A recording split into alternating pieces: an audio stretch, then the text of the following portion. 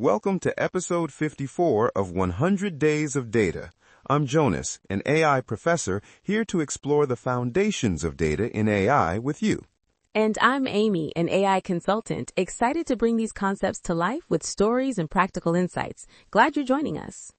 Today, we're diving into AI in government, looking at digital services and how predictive policy can really transform public sectors. It's a fascinating space, Jonas. Governments are starting to use AI to not just serve citizens faster, but to anticipate needs and improve policy outcomes before problems even arise. That's a game changer. To start, let's unpack the idea of AI in government. Simply put, it's using artificial intelligence techniques to improve how governments operate and serve their citizens. That can mean anything from automating routine tasks to using data to make smarter decisions about public policy. Exactly. Think about things like digital applications for a driver's license, tax filings, or even welfare benefits. In many places, those processes have been stuck in paperwork and long waits for decades. AI helps cut through that bottleneck by automating parts of the workflow and making the experience smoother. Right. From a theoretical perspective, the public sector has always dealt with massive amounts of data, from demographic info, infrastructure stats, crime reports, to health records. The challenge has been twofold: digitizing that data accurately and then applying intelligent methods to extract useful insights. And that's where digitalization really comes in. Many governments have been slowly transforming analog records into digital formats over the last couple of decades. Now, with that foundation, AI can be applied to these datasets at scale. Let's recall how digitalization is the first essential step. It's like converting old maps into GPS. You can't start optimizing routes without a digital map in place. Once you have digital records, you can think about predictive models, chatbots, recommendation systems, all AI tools to enhance services.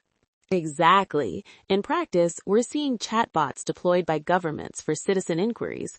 For example, in the UK, the HMRC, their tax agency, uses AI-powered chatbots to answer frequently asked questions, reducing call center overload. That's a great practical example. On the policy side, AI enables predictive policy. This means governments can analyze trends and simulations to foresee outcomes before making decisions. For instance, predictive analytics can identify regions at higher risk of disease outbreaks or economic downturns. And this isn't just theory. One widely cited case is New York City using AI to predict which buildings are at highest risk for fire hazards, helping inspectors prioritize checks. That's preventative public safety driven by AI.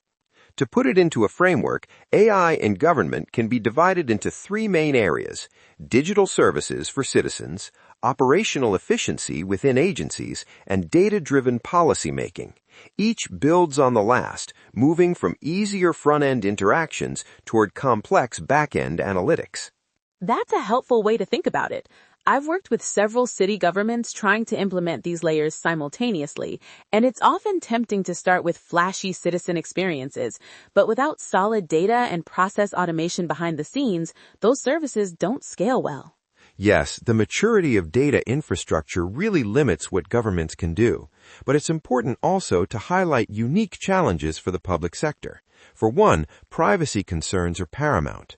Governments hold sensitive personal data, so AI models must be transparent and well-governed. That's a big one. I remember a project with a healthcare agency where the data set included patient info, so we had to be very careful about anonymization and bias mitigation because any unfairness could lead to detrimental outcomes for vulnerable populations. Bias in AI is not just an ethical issue, but a practical one. Biased decisions mean denying benefits or misallocating resources, which can erode trust in government institutions. Totally.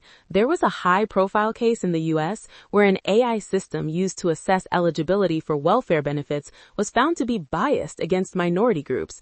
That underscores the importance of rigorous testing, ongoing monitoring, and public transparency.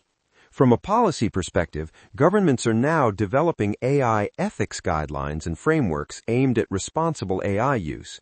The European Commission, for example, released ethical guidelines emphasizing accountability, transparency, and human oversight.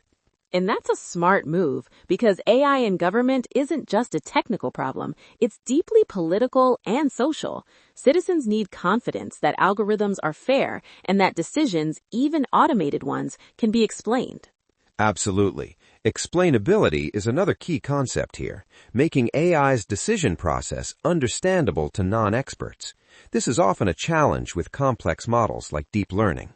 Right, but there are ways around that. Some governments now prefer simpler, more interpretable models for high-stakes decisions, or they combine AI outputs with human review. It's about balance. Let's also consider the opportunity AI offers for inclusivity in government services. For example, AI-powered accessibility tools can help citizens with disabilities interact with digital services more easily. That makes me think of voice assistants adapted for older adults or people who don't speak the official language fluently. Some cities are investing in multilingual AI chatbots to serve diverse communities better. This ties back to the broader goal of digitalization in the public sector, making services more accessible, efficient, and adaptive to citizens' needs. And the return on investment can be high. For instance, automating routine paperwork frees public employees to focus on more complex cases, which boosts morale and service quality. To wrap up, AI in government is a promising avenue that depends on sound data foundations, ethical frameworks, and continuous human oversight. Plus, a practical mindset that aligns technology with actual citizen needs and ensures fairness. So, what's the key takeaway here? From my side, the key is that AI isn't just a futuristic idea for governments. It's already transforming how they deliver services and plan policy. But success depends on addressing privacy, bias, and user trust from day one. I'd add that understanding AI in government requires seeing it as an ecosystem where digitalization, automation, and predictive analytics build on each other to create smarter public services. Totally. Next time, we'll explore AI in education, how data and intelligent tools are changing how students learn and how educators teach. If you're enjoying this, please like or rate us 5 stars in your podcast app. We'd also love to hear your questions or comments. They might even be featured in future episodes. Until tomorrow, stay curious, stay data-driven.